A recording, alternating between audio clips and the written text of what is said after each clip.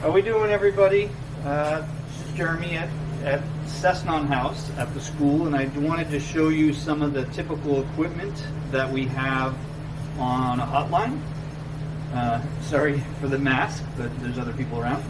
So I'm on our kitchen line right now, and I'm going to point out a few pieces of equipment that are commonly used in professional kitchens. So this is a convection oven, and you can see in the back of it that slot, that opening that you see, whoops, in the middle and the back is a fan.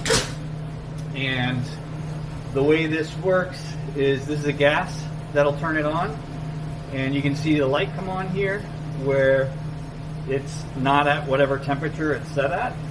That's telling me that the gas is on and it's heating. And then there's also a fan. You can hear it's loud. And that fan just blows whatever temperature air that we have set in there, and it will cook a lot more evenly than if we were to do it in one of these. An oven has nothing in it. An oven this is a conventional oven. So that's an oven that's also gas. You can see the dials are here for it. That just heats from the bottom. So it doesn't have the air moving inside it. So it doesn't cook as evenly. And the conventional is probably more common, what someone might have at home. But the convection is a much more common one in professional kitchens. And we've also got a grill, gas grill here.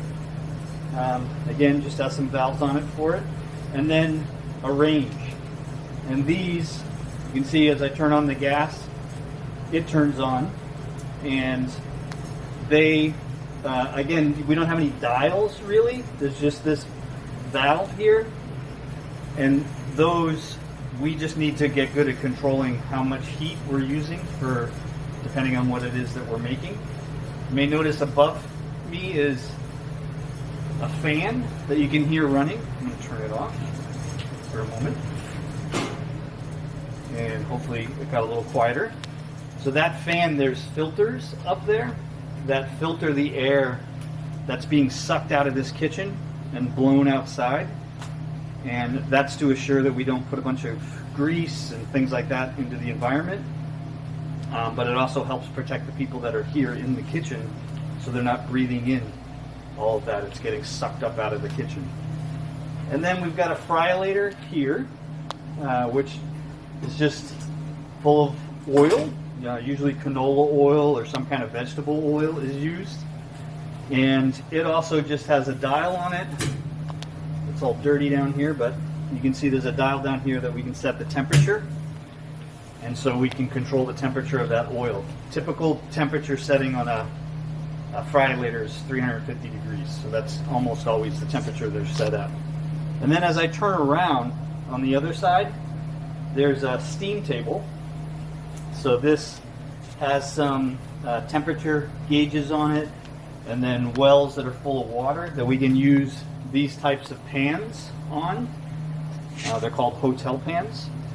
And then we have some cold tops where we can put more of those pans with food in them, and some reach-in refrigerators. So you can see there's some stuff in here from the classes preparing for dinner and lunch tonight. And then we've got a pass-through up here where this is a heating element, so it'll be hot. And so when we're typically open and preparing food and serving it, we're putting it up at the pass, and the service staff would come and pick it up from there. So again, a couple other things we have here. Panini grill. We've also got what's called a salamander here, which has heating element. Let me see if it's got, there we go. You can see that it gets hot above stuff, so you can melt things. So it's called a salamander. Bigger ones are called broilers. And then, of course, a hand sink, so we can keep our hands clean while we're here on the line. And that's kind of a typical small hotline in a kitchen. So we'll talk more about some other stuff.